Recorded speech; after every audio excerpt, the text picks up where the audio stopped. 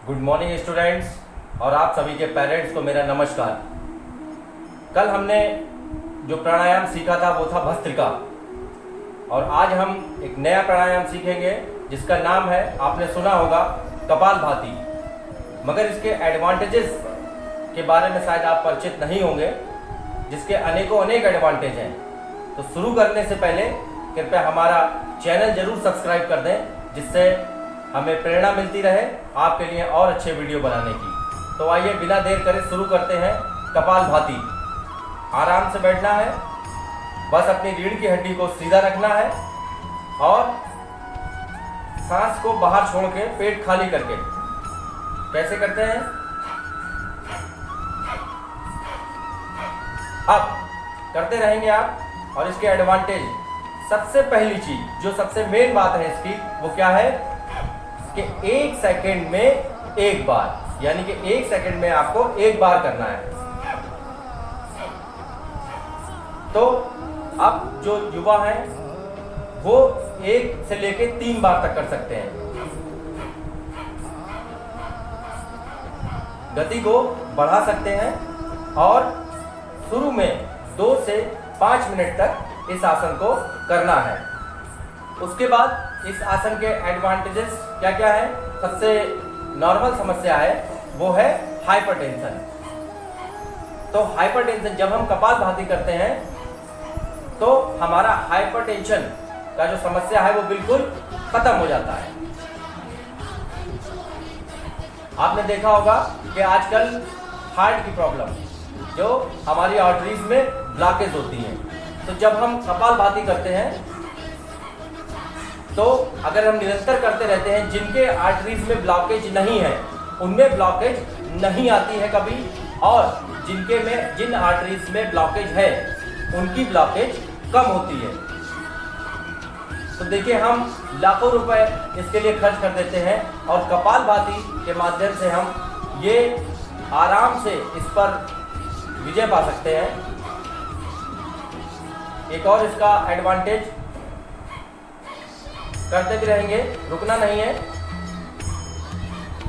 आजकल आपने देखा होगा जो समस्या ज्यादा चल रही है वो है, ज्यादातर आदमी का आपको क्या, जहां एज हुई सब कोलेस्ट्रॉल अनबैलेंस हो गया।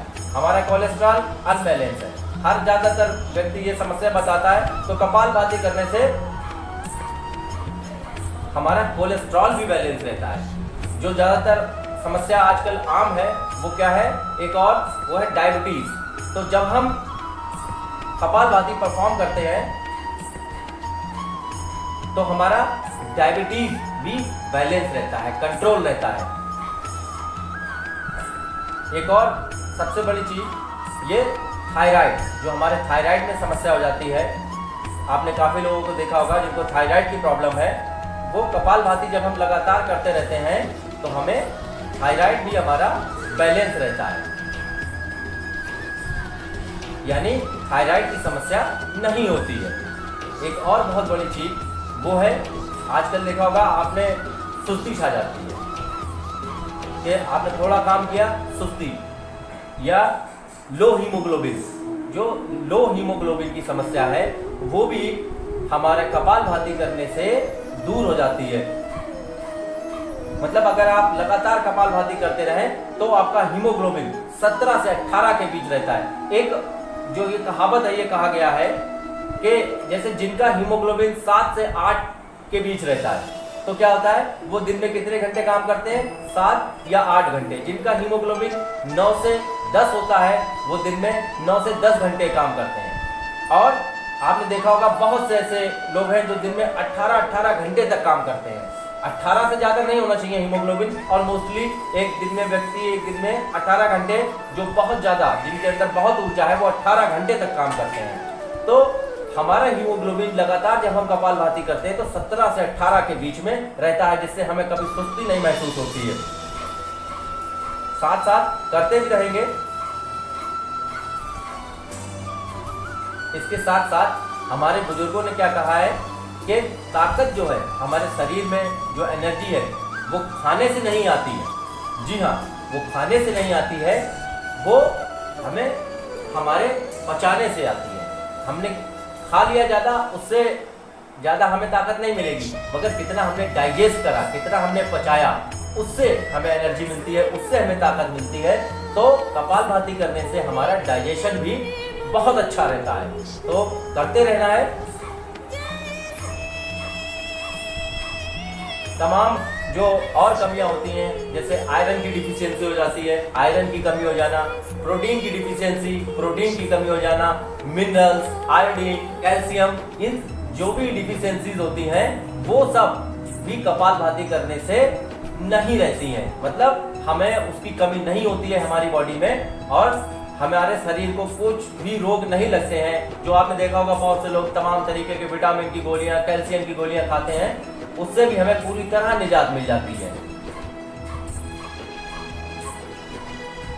देखिए 3 तरह की शक्ति होती है। एक तन की शक्ति जो हमारे शरीर की शक्ति होती है, दूसरी हमारे मन की शक्ति, और तीसरी जो सबसे बड़ी शक्ति होती है वो है हमारे आत्मा की शक्ति, यानी कि आत्मबल की शक्ति।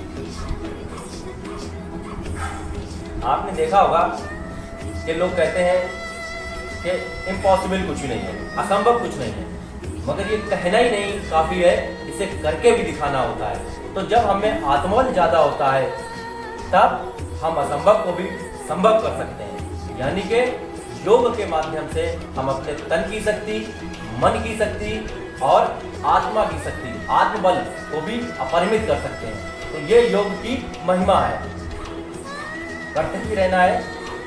और योग करने के साथ साथ क्या होता है कि हमारी हेल्थ तो ठीक रहती है, उसके साथ साथ हमारे अंदर हैप्पीनेस भी आती है। मतलब योग करेंगे, दवाइयों से दूर रहेंगे, और हैप्पीनेस, आजकल टेंशन ज़्यादा है, तो योग करने से हेल्थ भी अच्छी, हैप्पीनेस भी अच्छी, दवाइयों से दूर।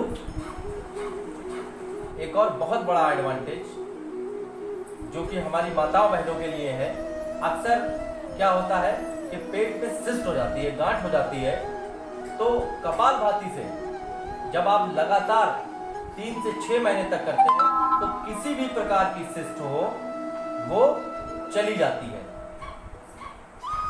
तो हमारा ये आज का प्राणायाम कपालभाति था, जो कि आपने सीखा, और इसके साथ साथ इसके अनेकों एडवांटेज सीखे, जिससे हम दवाइयों से कोसों दूर रहते हुए अपने शरीर को फिट कर सकते हैं। तो आज के लिए बस इतना ही, कल फिर मुलाकात होगी। धन्यवाद।